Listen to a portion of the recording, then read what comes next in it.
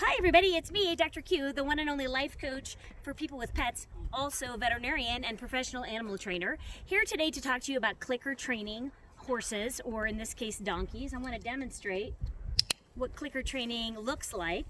And so what you're going to want to do is have a clicker and some treats and just make a game of it. Now of course he is trained and has practiced this before, and he thinks that's pretty fun.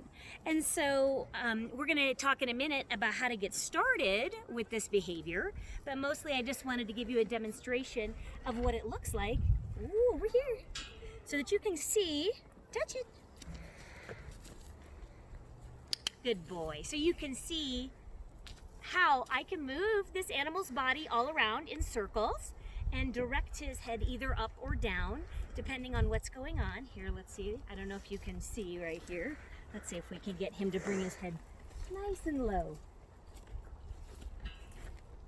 Good. And so I waited until he actually touched it. Good boy. But so that's a very simple exercise that you can do, and I trust him very much, so I don't have to worry, but I'm still going to pat him here so he knows I'm behind him, to play games and start up a whole conversation with your animals. Next, we're going to show you exactly how to get started with an animal that's absolutely never been exposed, good boy, to the clicker or target training. So on that note, we'll bring in the next one. Okay everyone, so we're back talking about clicker training horses. Now this is Blaze, our brand new rescue. She hasn't even been here a week, so she doesn't know anything about the clicker noise. She's never been really fed treats by hand. She really wants to roll right now. So good girl, but she turned around and looked at me. So I'm gonna reward that, because what I want her to do is, in this loose space, I really want her to be interested in me, not in wandering around the room. I wanna know that she enjoys being with me, that she likes being with me, that she finds me pleasurable to hang around with and be friends with. And as you can tell, the click is startling her just a little bit. I don't want her to eat that grain off the ground because I don't want her to, good girl. So now she's getting a little bit pushy as far as in my safety circle, in my personal space, as we would say. So I'm not gonna give more food, but I am gonna go ahead and use this opportunity to pet her, touch her all around the eyes. Now again, this is a horse I have never done this with before. We don't really know anything about how she's been handled in the past, anything like that. We're here building a relationship with her. I like it for her to come with me. Good.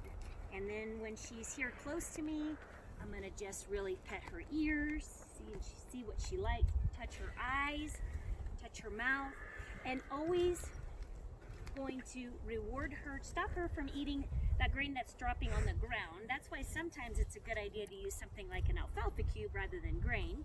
Will you come with me? Will you come with me? Very good, very good. So that you don't have grain that's dropping on the ground. Eventually, when she's comfortable, she'll understand that the click means good job, and that's all the click means. So a lot of times people incorrectly think that clicker training is some kind of a signal to do a behavior, and it's actually not.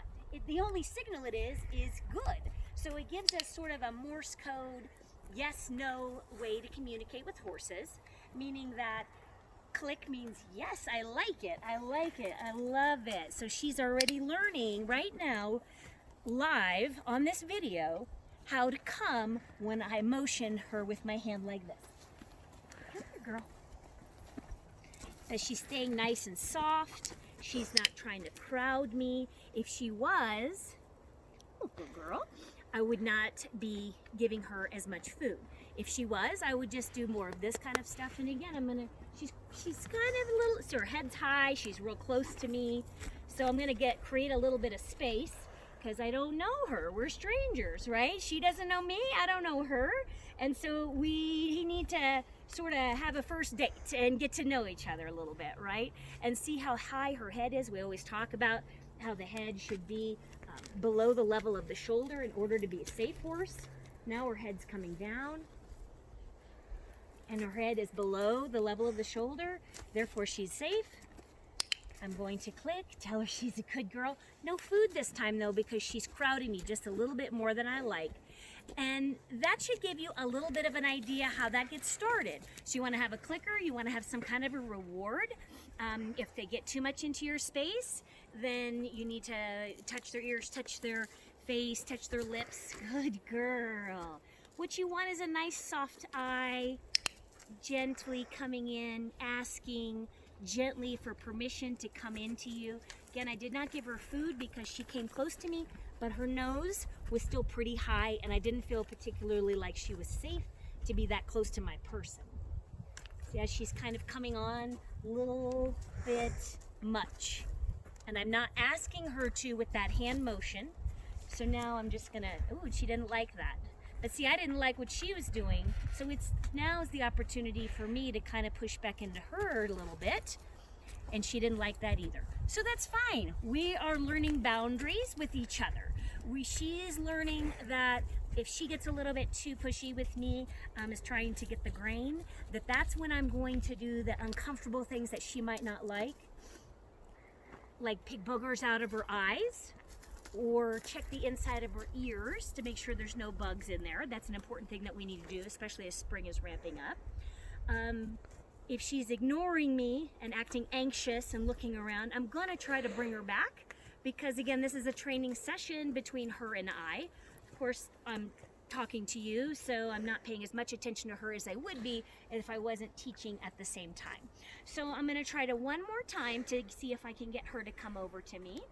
And Blaze. I'm going to be ready with my clicker right here to catch her, to let her know good job the second she turns around and looks at me. Hey, baby girl. Hey, come here. Want to come here? Good girl.